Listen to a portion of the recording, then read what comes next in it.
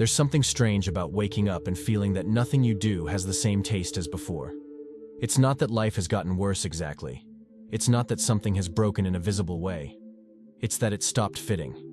The same conversations, the same places, the same routine. Everything seems to be working objectively. But you, for some reason you can't quite name, aren't really there anymore. And then comes that feeling that's hard to explain to people. Am I lost? The most honest answer I can give you is no. You're not lost. You just don't fit anymore where you were. And that difference, as subtle as it may seem, changes absolutely everything about how you're going to get through what you're feeling. When what used to work perfectly starts to bother you constantly, the first completely natural reaction is to think that something went fundamentally wrong with you. You look at your life with critical eyes and see that it keeps turning apparently normal. You wake up at the same time, go to work every day in the same place, talk to the same people you've always talked to, fulfill your basic obligations without failing, keep social appearances functioning. But inside there's a constant and irritating noise. A kind of low and persistent discomfort that simply doesn't go away with anything you try to do. It's like you're doing absolutely everything right according to life's invisible manual, fulfilling all the expected social protocols, but none of it reaches you emotionally for real. You're physically there taking up space, moving your body, saying the right words, but emotionally it seems like you're watching your own life happen from the outside, as if it were a movie that completely lost its meaning, that doesn't move you anymore.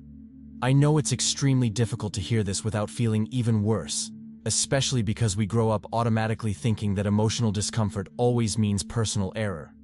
But this specific discomfort isn't a sign of failure. It's not a sign that you're making wrong choices. It's a sign that you've changed internally in a significant way.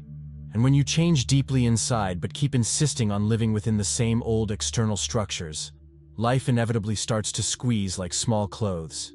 It's not dramatic in the cinematic sense. It's not a screaming crisis with clear signs.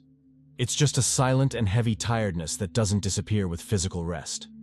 You can religiously sleep 8-9 hours a night and still wake up every morning with the same feeling of emotional weight.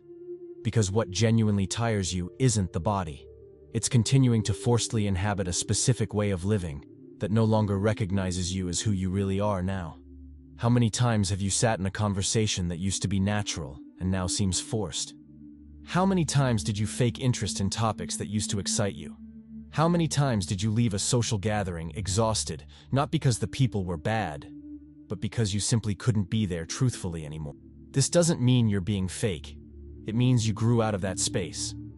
The old structures, conversations, social roles, routines became too small to fit who you've become. And nobody teaches you how to deal with this. Nobody prepares you for the moment when you look at your own life and think, this should be making me happy, but it's not.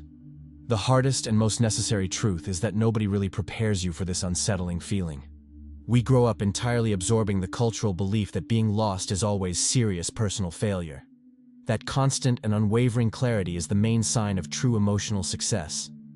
That whoever is really truly well always knows exactly and precisely what they want from life. Knows exactly where they're going, has ready and confident answers when other people casually ask about plans for the near future. And when you inevitably don't have all these answers ready, when you wake up in the morning without really having any idea what to actually do with your own life, the first automatic and brutal conclusion is, there's something fundamentally wrong with me. But the real problem isn't in you as a person. The real problem is in the deeply rooted collective belief that human life needs to make linear sense all the time, without pauses or confusion. The entire culture around us has taught you since childhood that clear and visible direction is a direct synonym of personal value. That whoever doesn't know exactly where they're going is automatically behind in the invisible race that everyone seems to be running without questioning. And this specific belief creates unnecessary and extremely heavy guilt. Because you naturally start to harshly demand from yourself a mental clarity that might not even be minimally possible at this specific moment in your life. You start obsessively comparing yourself to other people who seem to have absolutely everything figured out, who seem to know with precision exactly what the next logical step is. I understand perfectly when you look around trying to orient yourself and see everyone around you seeming absurdly secure, seeming too confident, seeming like they know exactly what they're doing every second. But I can guarantee you one thing with absolute certainty. That's a carefully maintained collective illusion. The overwhelming majority of people are also constantly improvising. The crucial difference is that they simply don't talk openly about this improvisation. They religiously keep pretending they have total control, while inside they silently deal with exactly the same paralyzing doubts as you. Feeling deep confusion doesn't mean fundamental incompetence. It doesn't mean character weakness. It only means that you're alive and honestly trying to find a true way of living that's compatible with who you really became, not with who you automatically were 5 years ago. And then comes that strange moment. You realize you can't act like before anymore. Things you used to do without thinking now cost absurd energy. Conversations that seemed light now completely exhaust you. Environments that used to welcome you now suffocate you.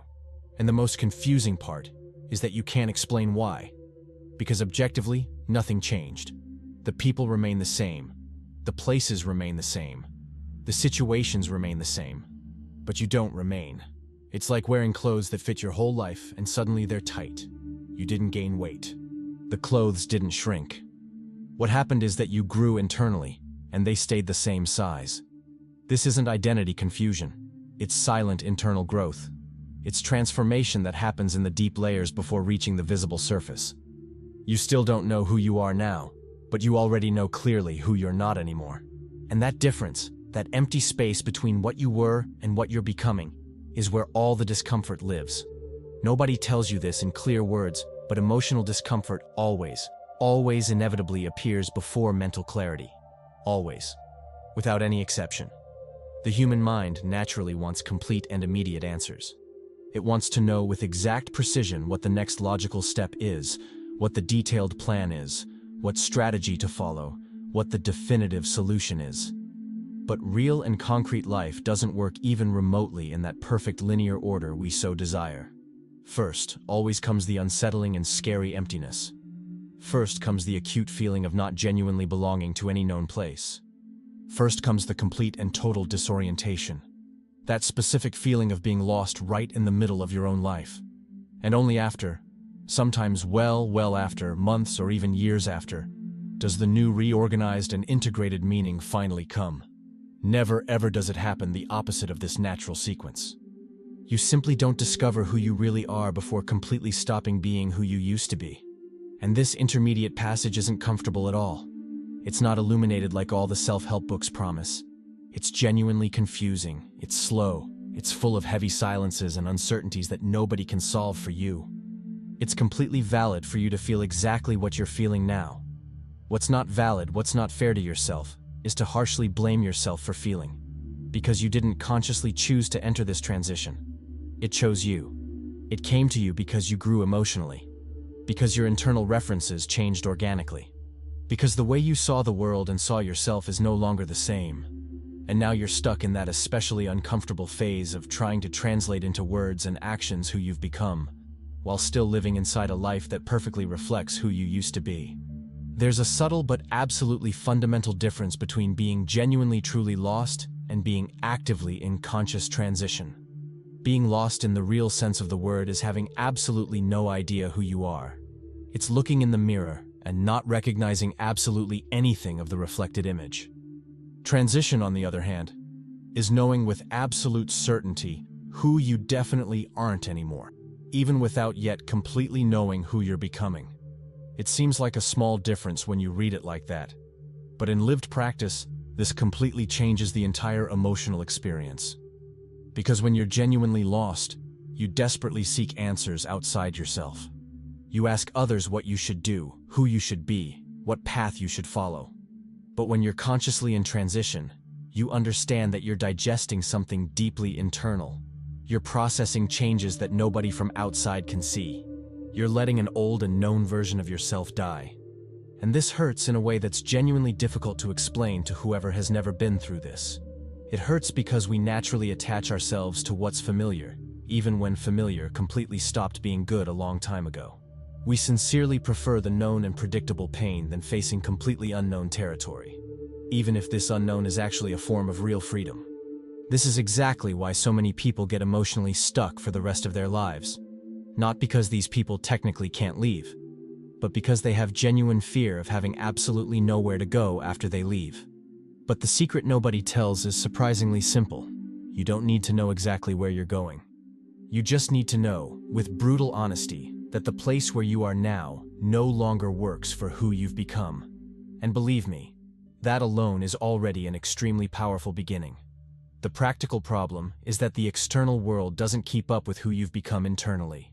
The people around you still see you and treat you like you were 2-3 years ago. Work still demands the same performance and posture from you. Social expectations still demand the same automatic responses from you. And you're there in the middle, trying to fit into a form that no longer fits. It's not that you've changed for the worse. It's that you've changed to a different place. And this place still doesn't have a social name, still doesn't have recognizable structure, still doesn't have external validation that you're on the right path.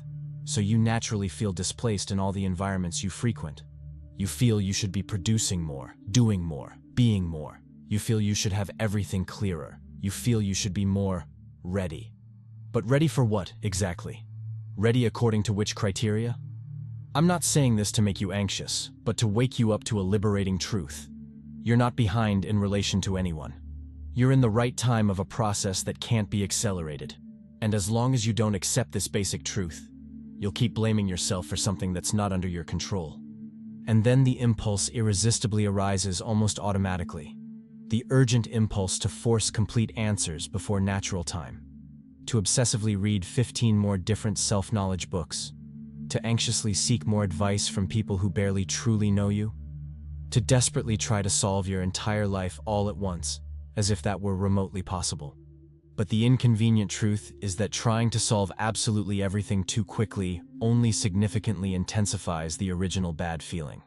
Because chronic excess of mental analysis completely blocks natural emotional integration.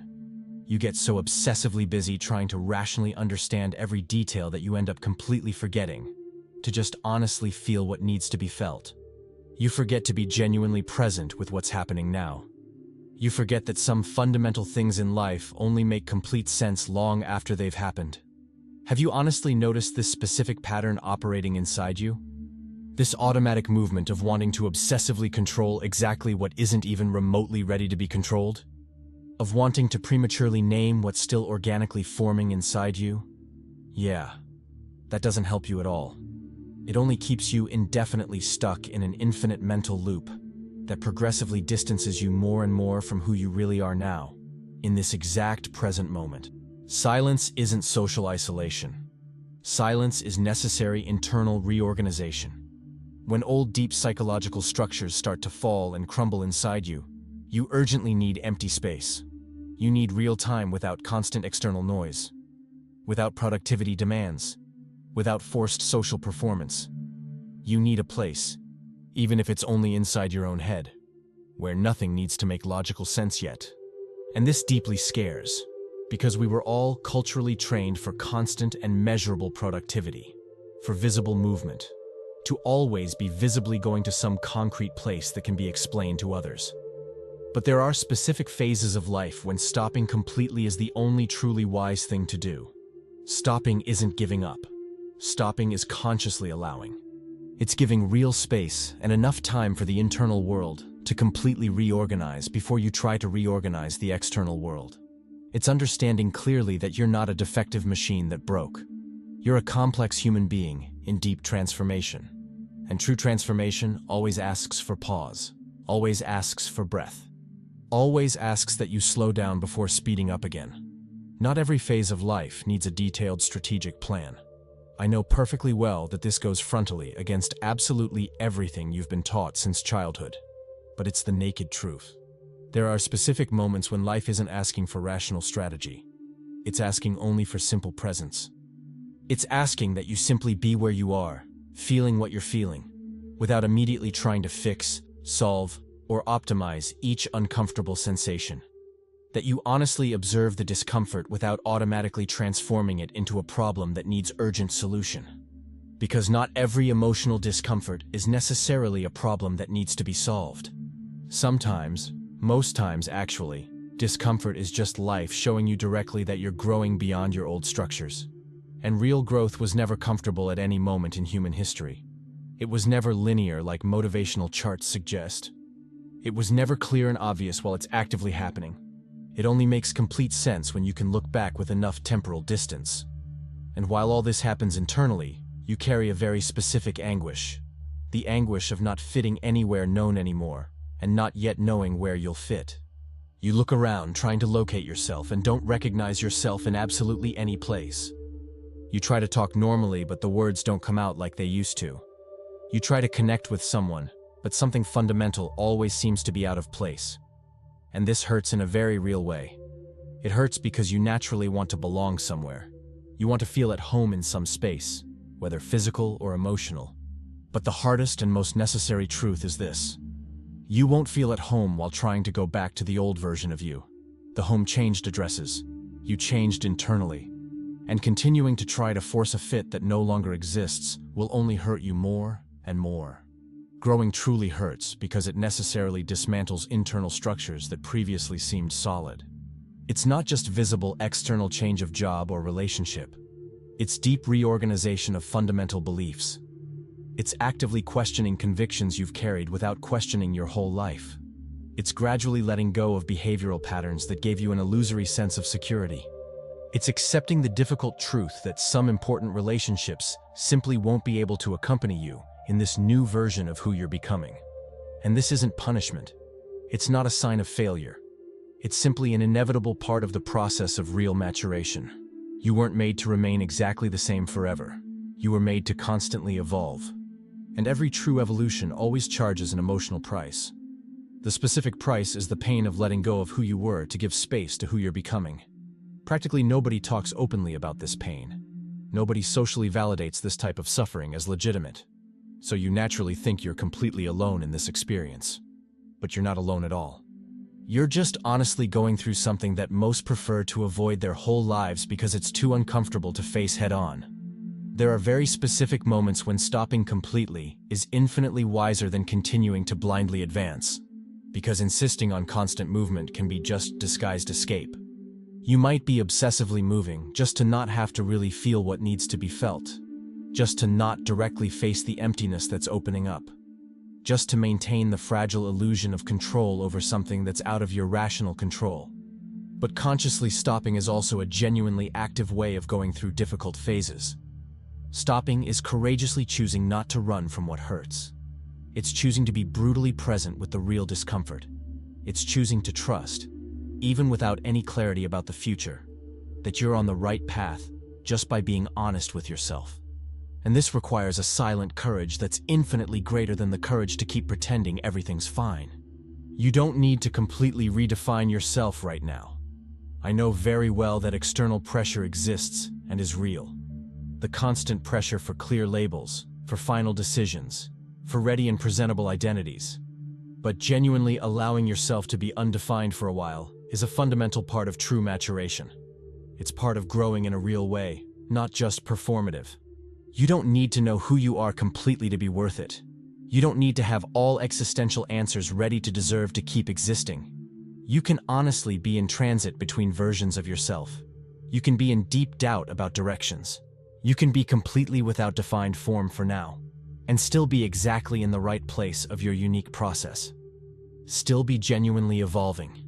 Still be alive in a true way that most people can't even access. And you know exactly what naturally arises when you finally stop constantly accusing yourself? Real clarity. Not that artificial clarity you anxiously expected. That one with all the answers ready and the perfectly illuminated paths that gurus promise. But the simple and liberating clarity of knowing for sure that you're not broken as a person. The calm clarity of understanding that confusion is also a completely legitimate part of the process. The deep clarity of realizing that you genuinely don't need to urgently fix anything. You just truly need to allow. Consciously allow this specific phase to exist without constant internal resistance. Honestly, allow yourself not to know absolutely everything about yourself yet. Patiently allow real growth to happen in its organic time, not in the artificial time of your anxiety. And when you finally manage to do this, when you completely stop fighting against yourself and against the natural process, something fundamental changes inside. It doesn't change in a spectacular and visible way like in movies, but it changes in a deeply real and lasting way. Not fitting anymore where you were isn't any sign that you're hopelessly lost. It's a clear sign that something completely new is silently forming inside you. You're not behind in relation to any invisible timeline. You're not broken beyond repair. You didn't fail at being who you should be. You just changed organically. And now you're inevitably in that intermediate space between who you used to be and who you're gradually going to become. And this specific space has no rush at all to resolve itself. It has no technical protocol to be followed. It has no universal rule that works for everyone. You just really need to be present where you are. You just need to trust, even without completely understanding all the details, that you're exactly where you should be at this specific moment of your life. And that not fitting in the old places anymore is, in fact, just the necessary beginning of you finally fitting better in new places that are still forming. If this video made sense to you, subscribe to the channel and leave a like to help more people find this content. And remember, you don't need to have everything figured out now. You just need to be here, present, alive. And that's already more than enough.